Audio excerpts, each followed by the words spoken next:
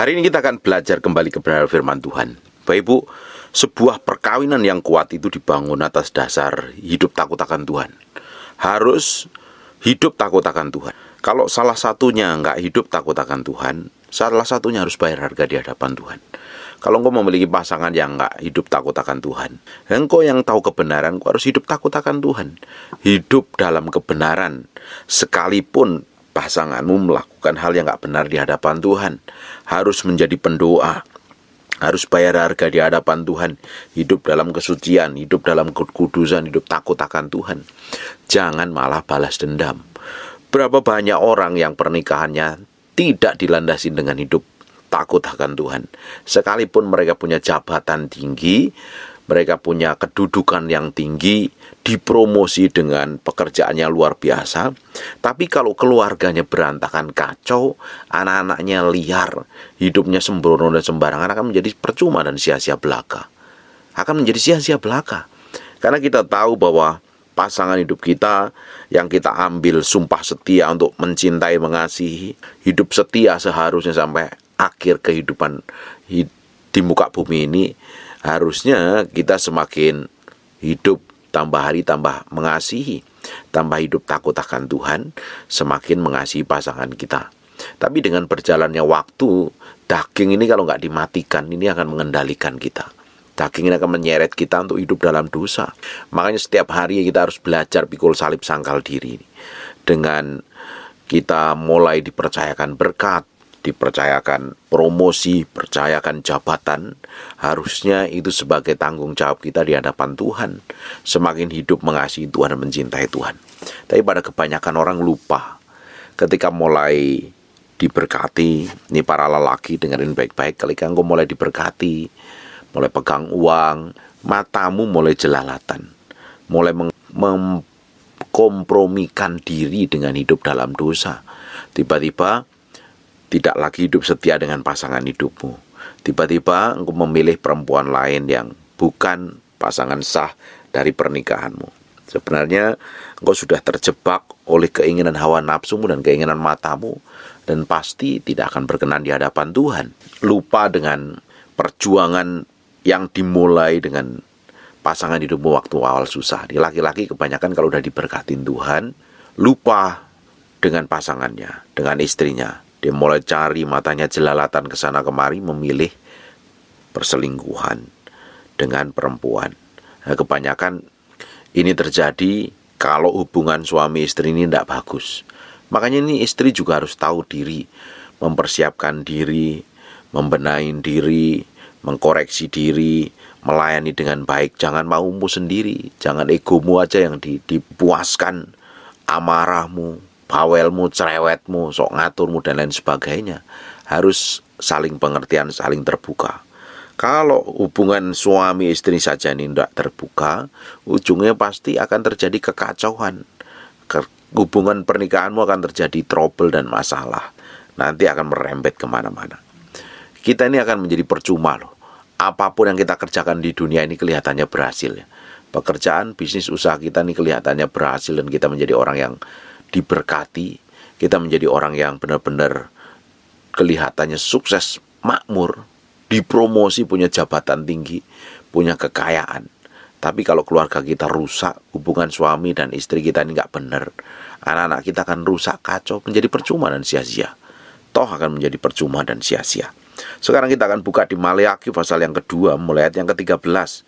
Dan inilah kedua yang kamu lakukan. Hal penting ini ya. Kamu menutupi mezbah Tuhan dengan air mata. Ini berdoa tiap hari, nyembah Tuhan. Air matanya sampai beleler kemana-mana ini.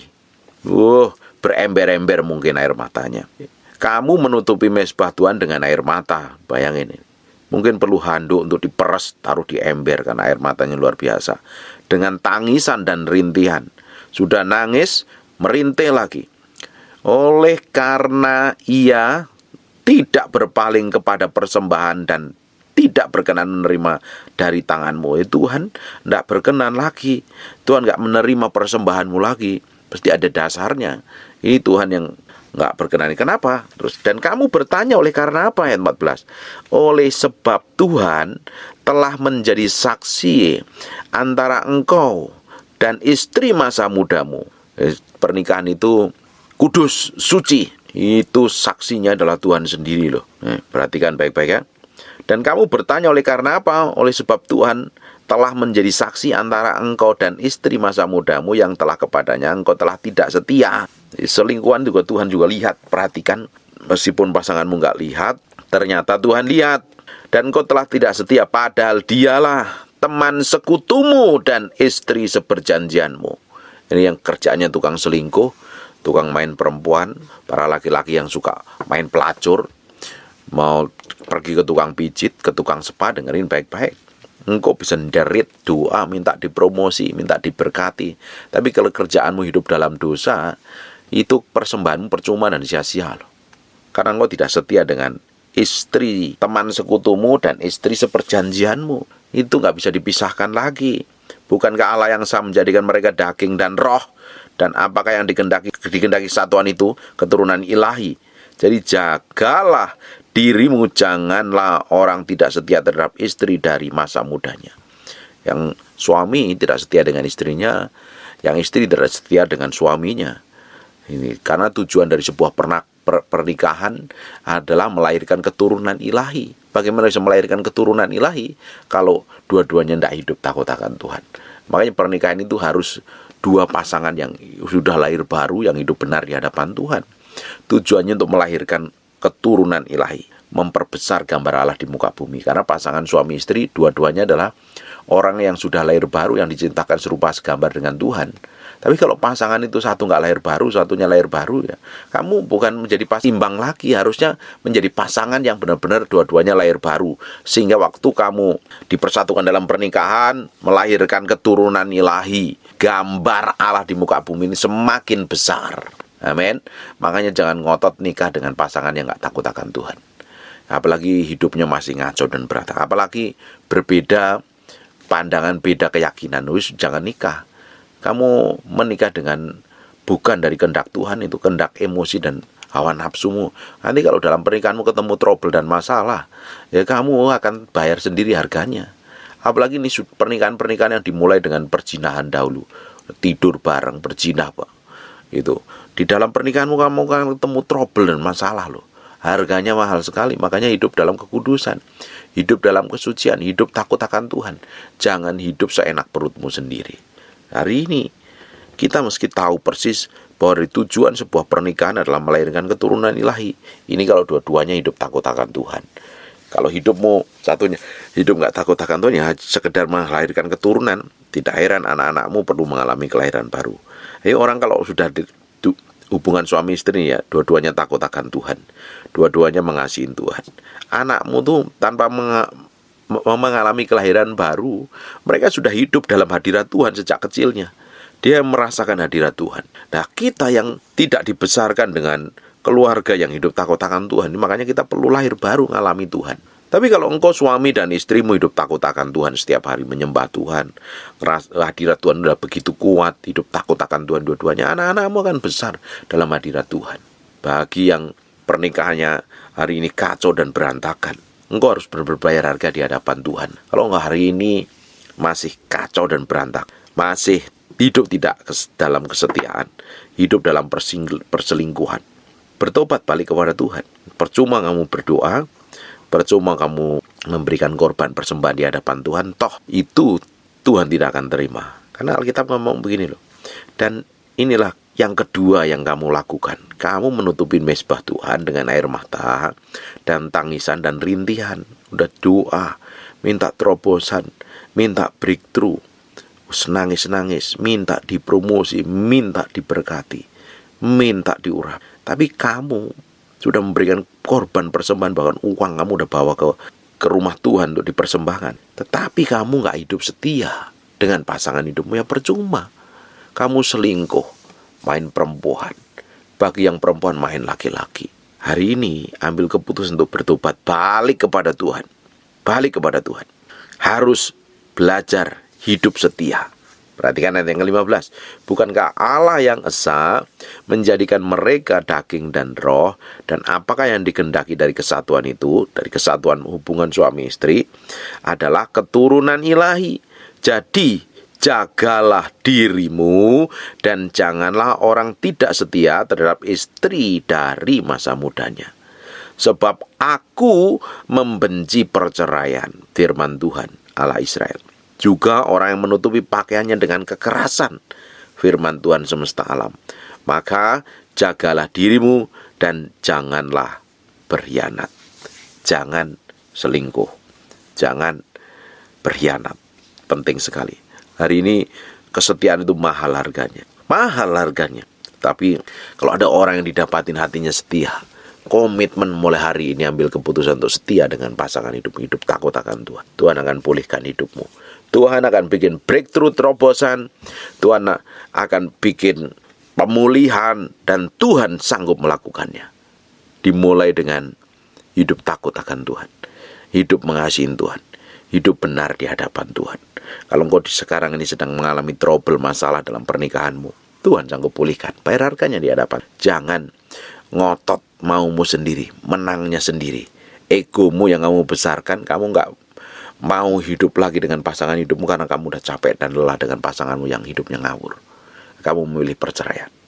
Kalau itu kamu ngotot bukan dari Tuhan, nanti akan ketemu trouble dan masalah. Jangan pernah lari dari masalah. Hadapin masalah yang kamu alami. Tuhan akan campur tangan di dalamnya. Ayat yang ke-17. Kamu menyusai Tuhan dengan perkataanmu, tetapi kamu berkata dengan cara bagaimana kami menyusai Dia. Dengan cara kamu nyangka setiap orang yang berbuat jahat adalah baik di mata Tuhan. Hati-hati. Kalau itu tindakanmu yang tidak sesuai dengan kebenaran firman Tuhan, kamu dianggap benar, nanti urusanmu dengan Tuhan loh. Kita akan berurusan dengan Tuhan. Urusannya lebih ruwet. Makanya hari ini kita harus sungguh-sungguh mencari Tuhan. Harus mengasihi Tuhan. Harus mencintai Tuhan. Hidup dalam kesetiaan. Hidup takut akan Tuhan. Jangan pernah berharap Tuhan jawab doamu kalau hidupmu masih dalam kenajisan dan kekotoran. Ambil keputusan untuk hidup takut akan Tuhan. Hidup takut akan Tuhan. Hidup setia dengan pasanganmu. Apapun kondisi dan keadaannya. Apapun kekurangan dan kelemahannya, cintai, hormati, dan kasihi. Jangan pernah ambil keputusan untuk cerai karena aku udah malas ngelihat kelakuannya. Aku sudah enak ngelihat kelakuannya, sudah terlalu menyakiti. Karena kamu memilih dan keputusanmu untuk mencintai dan mengasihi dia, akhirnya kamu sampai mengambil keputusan untuk menikah, ya kamu harus tanggung resikonya. Harus tanggung resikonya. Kalau kita memilih menikahin seseorang, ya kita harus bertanggung jawab dengan keputusan kita sendiri di hadapan Tuhan. Jangan menjadi orang yang ngawur. Dengan berjalannya waktu, kamu udah bosan, kamu sudah enak melihat apa ini dan itunya, akhirnya kamu pilih pisah, ngawur. Tidak ada kata perceraian di dalam kekristenan. Amen. Kita harus hidup takut akan Tuhan. Tuhan membenci perceraian. Bagian kita adalah hidup benar di hadapan Tuhan, hidup mengasihi Tuhan, hidup melakukan ketetapan seperti apa yang Tuhan mau. Belajar hidup setia. Jangan hidup ngawur. Jangan hidup sembarangan dan sembrono. Hidup maumu sendiri, keputusan kamu yang ambil, dan sekarang kamu juga menyudahi keputusanmu dengan caramu sendiri. Kamu dulu memilih untuk menikah, dan kamu bisa mengakhirinya untuk perceraian. Karena apa? Kamu ngikutin kedagingan. Dan kalau sudah sampai seperti itu, jangan berharap hidupmu berkenan di hadapan Tuhan. Amin. Tuhan membenci perceraian. Tuhan suka melihat orang yang hidupnya setia dengan pasangannya. Kita akan melihat campur tangan Tuhan menyertai hidup kita mulai hari ini. Saya berdoa bahwa Bapak memiliki kesetiaan dengan pasangan hidupmu, sekalipun kau sudah diberkati, sekalipun kau memiliki jabatan tinggi, dipromosi Tuhan, diberkatin Tuhan, hidup dalam kelimpahan, kau tetap setia dengan pasanganmu. Saya melihat orang-orang yang setia dengan pasangannya, tambah hari tambah sayang dengan pasangan hidupnya, tambah hari tambah diberkatin Tuhan, tambah hari tambah memberikan dampak yang luar biasa. Hidupnya memberi dampak bagi banyak orang. Jangan ketika mulai diberkati kamu semena-mena. Kamu bisa pilih melakukan dosa semaumu sendiri. Toh ujungnya Tuhan yang akan lihat dan kamu akan bertanggung jawab. Kita tuh bisa melakukan hal semua yang menyimpang, yang pasangan hidup kita nggak pernah tahu. Karena kita bisa nutupin segala macam. Tapi Tuhan tuh melihat loh. Tuhan tuh memperhatikan. Tuhan menyertain kita, Tuhan tinggal di dalam kita. Kalau kita melakukan kesalahan, kita melakukan penyelewangan dan gitu nggak setia, Tuhan lihat, Tuhan perhatikan semuanya. kita bisa tutupin di depan pasangan kita, depan anak-anak kita, depan keluarga kita. Tapi kita nggak bisa tutupin semua yang kita kerjakan dan lakukan itu di hadapan Tuhan. Toh percuma, suatu hari kita akan mempertanggungjawabkan di hadapan Tuhan. Kita itu harusnya hidup jujur. Jujur apa adanya. Kalau dosa, akuin dosa di hadapan Tuhan. Jangan sudah melakukan dosa masih tetap merasa benar di hadapan Tuhan. Bela diri lagi. Buat apa? Nanti persembahanmu gak berkenan di hadapan Tuhan. Hidup kita itu harus jujur apa adanya. Kalau kita melakukan dosa dan kesalahan, cukup bertobat. Kita gak perlu membela diri, membenarkan diri di hadapan manusia. Toh percuma kita merasa kelihatan benar di hadapan manusia, tapi di hadapan Tuhan salah. Apakah Tuhan bisa kita tipu dengan kita coba membenarkan diri di hadapan manusia? Kita nggak melakukan ini dan itu, padahal kelakuan kita bejat, rusak, dan tak berkenan di hadapan Tuhan. Akan menjadi percuma dan sia-sia. Jauh lebih baik kita jujur mulai dari awal. Kita hidup setia dari awal. Kita hidup transparan di hadapan Tuhan. Apapun yang kita kerjakan, apapun yang kita lakukan, hanya untuk menyenangkan Tuhan. Hanya untuk menyenangkan Tuhan, bukan yang lain. Dapatin hatimu semakin hari semakin berkenan di hadapan Tuhan. Bukan seenak perutmu sendiri, bukan semaumu sendiri. Gue hidup maunya sendiri, hidup ngawur, tapi doanya pengen dijawab Tuhan. Hidupnya ngaco, hidup dengan perselingkuhan, hidup kumpul kebo, punya simpenan, tapi hidupnya pengen dipakai Tuhan, di sisi lain pengen diurapin Tuhan, di sisi lain pengen dipromosi Tuhan. Menurut saya itu ngimpi di siang hari dan harus bertobat balik kepada Tuhan. Harus ambil keputusan hari ini untuk hidup dalam kekudusan, hidup dalam kesucian. Bapak Ibu, orang yang hidup dalam perselingkuhan itu hanya yang dikejar, tahu nggak apa? Hanya nafsunya, hanya ingin memuaskan nafsu seksnya dengan berselingkuh dengan banyak perempuan atau dengan banyak laki-laki. Tidak akan pernah memuaskan, hanya semakin hari semakin menjerat. Karena dosa itu semakin hari semakin menawarkan sesuatu yang kelihatan nikmat, tapi ujungnya akan membinasakan. Seks itu tidak pernah bisa dipuaskan sampai kapanpun juga. Selalu pingin sesuatu yang lebih dan lebih. Dia bisa dipuaskan kalau kita belajar setia dengan pasangan hidup kita. Kita setia dengan suami kita. Kita setia dengan istri kita. Dia adalah teman seperjanjian. Dia adalah teman pewaris kasih karunia yang kita harus hormati dan hargai. Hidup kudus setiap hari. Dan kepuasanmu bukan masalah seks kok. Kepuasanmu adalah tinggal dalam hadirat Tuhan.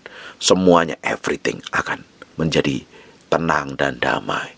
Kalau engkau hari ini yang hidupnya berangasan dikuasain hawa nafsu, dikuasain keinginan dagingmu yang begitu kuat, nyeret hidup dalam dosa, dengerin baik-baik, bawa dalam hadirat Tuhan. Cintai Tuhan lebih dari apapun juga. Tuhan akan melepaskan hidupmu.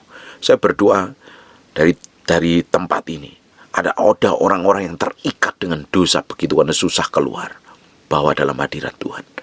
Tuhan akan sanggup memulihkannya. Ada beberapa orang yang terikat dengan dosa perzinahan. Kuat sekali untuk lepasnya begitu susah. Dengerin baik-baik. Datang sama Tuhan. Tuhan akan membebaskan hidupmu. Ada orang yang kumpul kebo, hidup, punya simpenan. Harus ambil keputusan untuk hidup benar di hadapan Tuhan. Tuhan sanggup memulihkan hidupmu. Tuhan sanggup memulihkan hidupmu. Ada yang terikat dengan kebiasaan buruk, kebiasaan jahat yang tidak berkenan di hadapan Tuhan. Datang kepada Tuhan. Tuhan sanggup memulihkannya. Amin. Tuhan mau hidup kita semakin hari didapatin berkenan. Hanya menyenangkan hatinya. Hanya menyenangkan hatinya. Memuliakan Tuhan lebih dari apapun juga. Dan Tuhan mau apapun yang kita kerjakan menjadi berhasil. Dan nama Tuhan ditinggikan. Tuhan mau hidup kita dipromosi, diberkati, ditempatkan di tempat yang tinggi yang memiliki pengaruh. Supaya apa?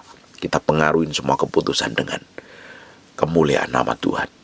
Tuhan yang diuntungkan, Tuhan yang ditinggikan. Ketika Tuhan percayakan kita perkara yang lebih besar dan lebih tinggi, Tuhan punya maksud dan tujuan supaya namanya ditinggikan. Bukan semena-mena, bukan semaumu sendiri, bukan seenak perutmu sendiri. Ada beberapa orang yang memiliki pengaruh yang kuat di tempat yang tinggi. Hidupnya semakin bejat, hidupnya semakin ngawur. Ujungnya engkau akan tambah terseret dalam dosa. Justru kalau Tuhan promosi kita, waktunya kita hidup benar, mencerminkan kemuliaan Tuhan. Karena gak ada yang lain dalam kehidupan kita ini, kecuali hanya menyenangkan hati Tuhan. Kamu mau kejar apa hari ini? Kamu mau kejar puaskan hidupmu dengan harta benda? tidak akan pernah memuaskan. Hidup dengan perselingkuhan dengan banyak laki-laki atau dengan banyak perempuan sebagai kebanggaan dosa dan dagingmu tidak akan pernah memuaskan.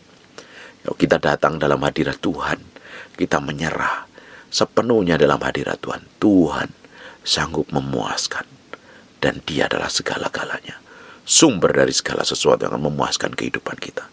Amin. Pengejaran kita adalah pengejaran hidup berkenan di hadapannya, menyenangkan hati Tuhan, bukan yang lain. Saya berdoa Tuhan campur tangan dalam hidupmu mulai hari ini. Tuhan melepaskan hidupmu dari kebiasaan jahat yang tidak berkenan di hadapan Tuhan. Tuhan sendiri akan campur tangan. Tutup matamu, tutup Alkitabmu, kita berdoa. Bapa, dalam nama hamba-Mu berdoa untuk orang-orang yang terikat dengan kebiasaan buruk, kebiasaan najis dan kotor, yang hidup dalam dosa, perzinahan, perselingkuhan, kumpul kebo, hamba-Mu berdoa. Dalam nama Yesus Kristus, berikan kemampuan dan kekuatan, keteguhan hati untuk memilih hidup dalam kekudusan kesucian, hidup dalam kebenaran. Hamba-Mu berdoa dalam nama Yesus, orang-orang yang hidup dalam kondisi seperti ini dilepaskan Tuhan, dimerdekakan Tuhan. Dalam nama Yesus, Tuhan jamah hatinya. Aku berdoa firman ini menjadi rema, terpahat dalam loh batin kami bertahun-tahun. Firman ini jadi kehidupan dalam nama Yesus. Firman ini menjadi kehidupan praktik hidup kita hari-hari dalam nama Tuhan Yesus Kristus. Terima kasih Tuhan. Namun berdoa untuk orang-orang yang sakit, Tuhan, oleh bilur Yesus darah Yesus jadilah engkau tahir, jadilah engkau sembuh. Oleh bilur-bilur Yesus dalam nama Yesus, be healed in Jesus name. Terima kasih Tuhan buat anugerah-Mu, buat kasih setiamu, buat kekuatan dan berkat-Mu yang melimpah. Kami kembalikan segala hormat pujian buat Yesus Kristus Tuhan. Dalam nama Yesus, haleluya. Amin. Amin.